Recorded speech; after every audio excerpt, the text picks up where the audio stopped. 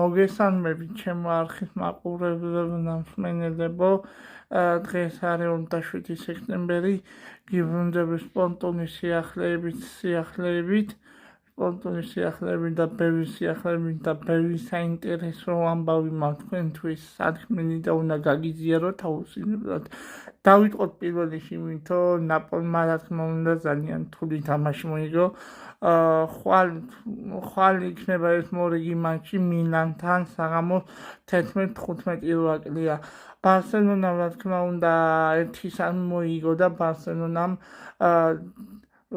სულ რაღაც უპირატესობის შეამცირა მადრიდის რეალთან ჩამორჩენა 16 ქულავ ბარსელონა სატურნიროს ხრეში და მეორე ადგილზეა ბარსელონა და სულ საინტერესო ხდება ლა ლიგა. ტემპერატურა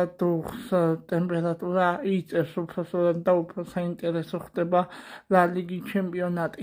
ეხლა კი რა შეეხება პრემიერ ლიგაზეც მინდა გითხრათ.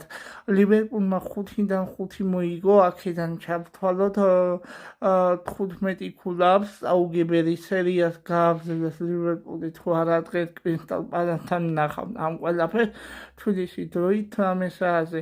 მანჩესტერ სიტისაც ძალიან უმნიშვნელოვანესი მატჩი აქვს, რომელიც თბილისში დროით 18 საათზე იქნება. ბრაიტონის კი ლონდონის ჩელსი ეთამაშება 18 საათზე და სულ რაღაც პრემიერ ლიგის მატჩები 18 საათზე გაიმართება. დღეს 4 მატჩიდან ერთ-ერთ მატჩს თქვენ უპირატესობას რომელსაც მიანიჭებთ და თქვენ საყვარელი გუნდი რომელიცაა და აი იქიდან გამომდინარე გადაწყვიტავთ რომელს უყუროთ. სპორტ არხივიდან ერთ-ერთი არხი შემოგთავაზეს. ასევე რა შეეხება პარის სენ-ჟერმენს გასამართი მატჩი ექნება რა თქმა უნდა და ძალიან საინტერესო დრამატული მატჩი იქნება. თბილისის დროით დღეს ლა ლიგაში ძალიან საინტერესო მატჩია რა თქმა უნდა იმის მიუხედავად მადრიდის ატლეტიკომ ვერ დაიწყო ნაყოფიერად და ძალიან კარგად ლა ლიგის ჩემპიონატი.